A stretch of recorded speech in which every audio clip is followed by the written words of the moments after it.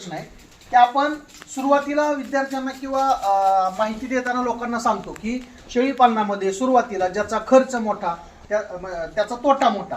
कारण सुरुवातीला आपण सांगतो की शेड भव्य दिव्य नसावं, साधारण शेड करा. आणि आपल्या फार्मवरती तर आपण डेमो पण केलेत, छोट्या म्हणजे साधा shed, medium shed, hi tech shade.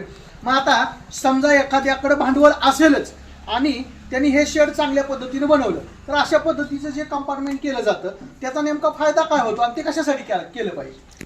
Compartment करणे, जर माझ्याकडे शेळ्या कमी आहेत, म्हणजे सहज माझ्या नजरेखाली 10-20 शेळ्या बसतात आणि कमी शेळ्या असल्याच्या नंतर माझं प्रत्येक शेळीवर विशेष लक्ष असतं आणि तिची झालेली काय 2-4 शेळ्याची पिल्ले डारल्याखाली ठेवता येतात आणि बाकीच्या शेळ्या मोकळ्या किंवा बांधून खोटीला ठेवता येतात.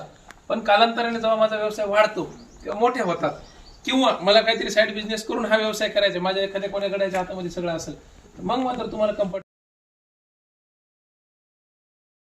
गरजेचे. तुम्ही स्वतः वैयक्तिक आहात आणि तुम्हाला स्वतः सगळ्या गोष्टी तुमच्या नजरेसमोर आहेत, तेव्हा गरजेच्या नाहीयेत.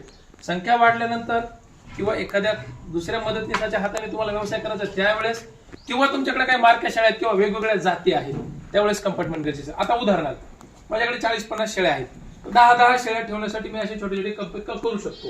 याच्यात 5 किंवा त्याच्यात 10. तर माझ्याकडे लागवडीचे 3-4 बोकड झाले, 6 महिने झाल्याच्या नंतर बोकड उडत असतो, तर त्यावेळेला माझा तो बोकड परत एखाद्या पाठाला लागल म्हणून त्याला वेगळ्या कंपार्टमेंटवर ठेवायचं. 2-3 शेळ्या लय मारणार आहेत, धडका देतात, काय होतात, आणि बाकीच्या गाभण शेळ्या आहेत, त्या शेळ्या जर धडक बसली तर घाबरू शकते. अशा दाढ, त्याला आपण कुच्चर शेळ्या, दाढ शेळ्या किंवा ज्या काही शेळ्या दाढ असतात त्यांना वेगळ्या ठेवायचं.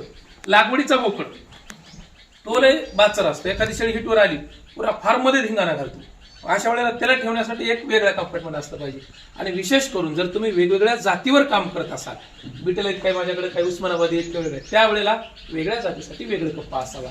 आणि ही संरचना कधी करायची, म्हणजे एकदम सुरुवातीलाच नाही करायचं. भांडवल कमी आहे किंवा हे, त्यावेळेला तुम्ही बांधून ठेवलं तरी चालतं. संख्या कमी आहे, नजरेला जेवढं सोपं जाते तेवढं करा.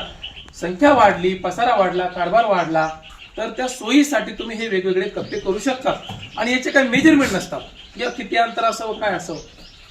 मोर दॅन इनफ, तुम्ही 10 ठेवा, 25 ठेवा, 50 ठेवा. एका कप्प्यामध्ये तुम्ही एका विचारानं राहणाऱ्या, एका जातीनुसार असणाऱ्या किंवा एका कॅटेगरीनुसार, उदाहरणार्थ गाभण वेगळ्या, सड्या वेगळ्या, पिल्लावाल्या वेगळ्या, याच्यासाठी ही कप्प्याची संरचना असते.